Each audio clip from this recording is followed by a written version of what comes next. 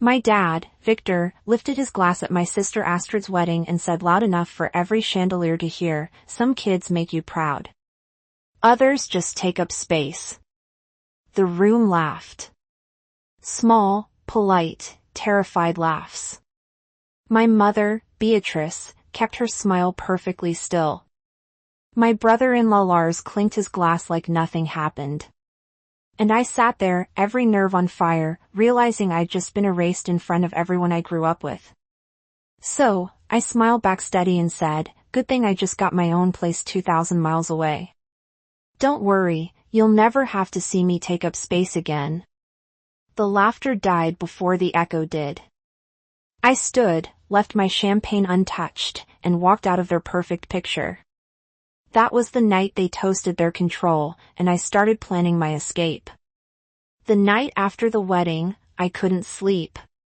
The hotel air smelled like champagne and lilies, the same mix that had clung to my dress when I walked out of that room. I kept replaying it, the sound of my dad's voice over the microphone, the polite laughter that followed. The way my mother's smile never cracked. I'd always known there were rules in our family. I just hadn't realized humiliation was one of them. Back home in Indiana, the silence hit harder than the toast. My parents' house looked exactly the same. The gray shutters, the manicured lawn, the light in the kitchen that never turned off. But something had shifted. Even the air felt contractual, like I owed rent for breathing there. Victor was in his usual spot at the dining table, laptop, open spreadsheets, glowing against his glasses. He didn't look up when I came in, just said, "You made quite an exit." His tone wasn't angry. It was clinical, like he was assessing damage to an investment. Beatrice poured herself coffee and added, "Your father's just worried. You embarrassed yourself, that's all." Embarrassed myself. That's how they rewrite it. Astrid texted later a row of hearts and champagne emojis from her honeymoon like none of it had happened. She'd always been good at selective memory. When she flunked freshman year, they called it burnout. When I asked for help with tuition, it was irresponsibility. Same story, different narrator. For years, I told myself they just didn't understand me. That one day, I'd do something big enough, responsible enough, successful enough to make them see me as more than an obligation.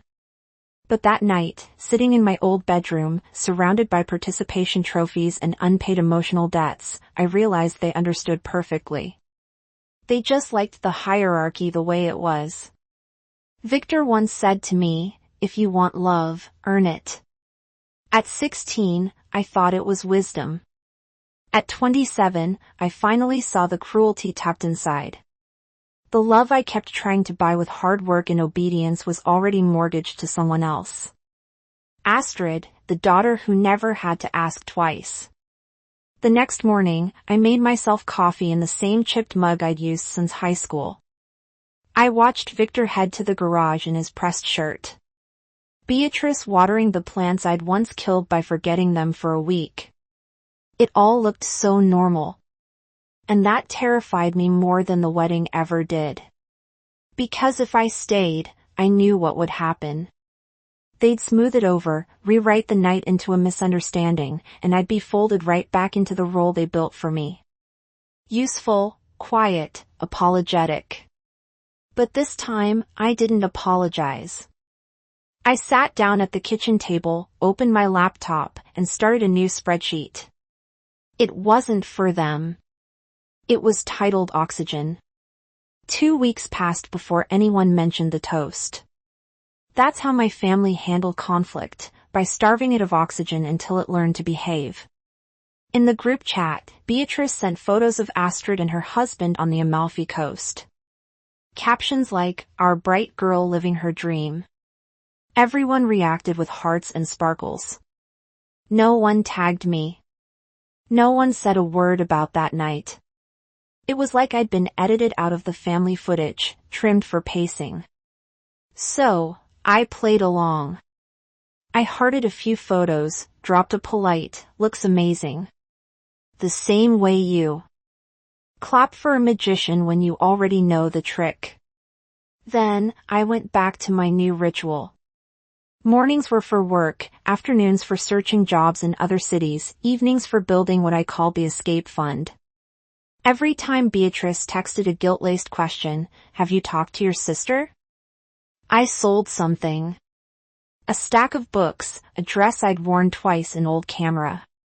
Each sale went straight into a private account named Oxygen. Every click felt like a breath. One night, Victor called.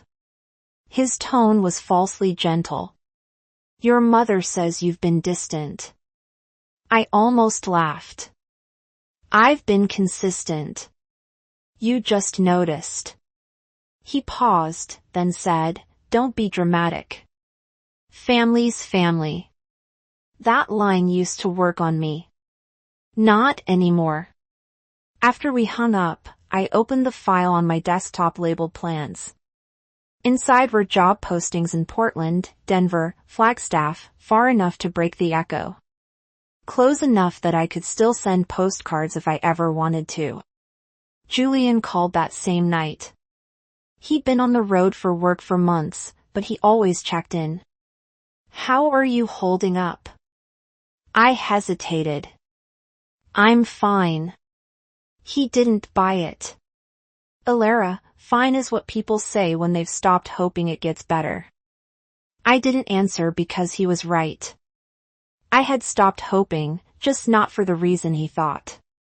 Later, I got a text from Camilla, his ex. The kind of text that looks friendly but smells like intrusion. He says you've been thinking about moving. Portland suits you. I stared at it, fingers hovering over the screen, and then deleted it. I wasn't giving her or anyone space to narrate my life again. A few days later, Beatrice called, pretending to check on my health. "You sounded tired last time. You should rest." Then, like slipping a knife between ribs, she added, "Don't run away from family because of one bad night. Run away." That's what she'd call it. Not leaving. Not saving myself, just running. That's when it clicked. I wasn't angry anymore. I was done negotiating. I opened plans again and renamed it Exit. Then I booked an interview flight for Portland. The confirmation email hit my inbox like a heartbeat. The next morning, I walked past my parents' house, windows glowing, lawn perfect, curtains drawn tight, and realized something. They'd built a home that looked alive from the outside but couldn't breathe. And I was finally learning how to. It happened faster than I expected. The collapse, the exposure, the quiet rage that followed. A week before my interview, I got a call from Astrid. Her voice was thin, shaky. Not the golden girl confidence everyone worshipped. "He's been gone for days," she said. "He says he needs space." I heard a small bitter laugh through the phone. Funny how men always use your own words against you. I didn't want to get involved, but I knew that tone, defeat mixed with disbelief. It was the sound I'd swallowed for years. So I drove over. Her apartment looked staged for heartbreak. Half-empty closets, wine glasses drying in the sink, a wedding photo, still face down on the counter. She handed me a box and said, "I can't move back there alone." They're meant Indiana, our parents' kingdom. We packed in silence until she whispered, "You were right to leave." I wanted to tell her it wasn't about being right. It was about surviving. But I just nodded. By nightfall, her boxes were stacked by the door. She hugged me before I left, something she hadn't done since we were kids. "Don't let them pull you back in," she said. It almost sounded like a blessing. When I got home, the house was darker than usual. Beatrice was sitting in the living room, phone in hand, the screen lighting half her face. "You helped your sister move?" she asked without looking up. I froze. How did you? Astrid called. Said you were wonderful. Said you told her to come home. I didn't.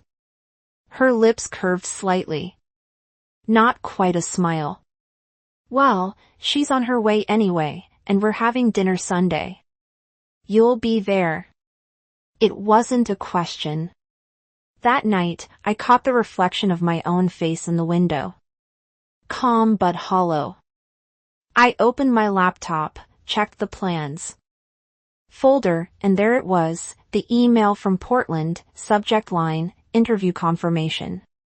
For the first time in months, I felt something close to relief. I printed the offer details, packed my portfolio, and slid both into a leather folder labeled Next Chapter. Then I did something reckless. I opened the shared family bank account, the one Victor insisted on for emergencies. I transferred every cent that was mine into my personal account and hit Close Account. Clean, silent, legal. 2 days later, Beatrice's tone shifted. Her text came wrapped in sugar, dinner at 6. Astrid's cooking lasagna. That was the tell. Beatrice never let anyone else cook. I knew then it wasn't a dinner. It was an ambush. I charged my phone, backed up my files to a small USB, and left it in my purse. If they wanted to talk, they could do it without my plans inside their reach. At 6 sharp, I walked into the house. The table was set for 4, candles lit like a peace offering. Victor was scrolling his phone, Astrid sitting stiff beside him. Beatrice poured wine and smiled like nothing had ever broken. Sit, Victor said. I did, but this time I wasn't the one on trial. The second I sat down, I knew. The air had that heavy, artificial calm that always came before one of their talks. Candles flickered between us. The table perfectly staged like a photo shoot for forgiveness no one meant. Victor didn't look up from his phone when he started. Your cousin Mia says you've been applying out west. His tone was soft, but his words were loaded like bullets wrapped in politeness. I kept my voice level. That's right. I had an interview. Beatrice set down her wine. We just worried you're running from something, Alara. Astrid's eyes darted toward me. Warning or apology, I couldn't tell. I smiled that practiced, dangerous calm I'd learned from them. Maybe I'm running towards something. Victor finally looked at me. His gaze had the weight of a closing door. Don't turn this into another rebellion. You've always been dramatic. Or maybe you've always been cruel, I said quietly. The room went still. Astrid's fork clinked against her plate. Beatrice's smile cracked just slightly. You don't mean that. I do. My voice surprised even me. You humiliated me in public, and you all laughed. You raised me on contracts and lectures, then called it love. You say family is forever, but what you really mean is obedience. Victor pushed his chair back, slow and deliberate. Watch your tone. I laughed. It wasn't loud, just sharp enough to slice through the tension. That's all you care about, isn't it, tone? Presentation, control. You don't care if you hurt people as long as it looks civilized. He stood. We gave you everything. No, I said, you sold me everything at interest.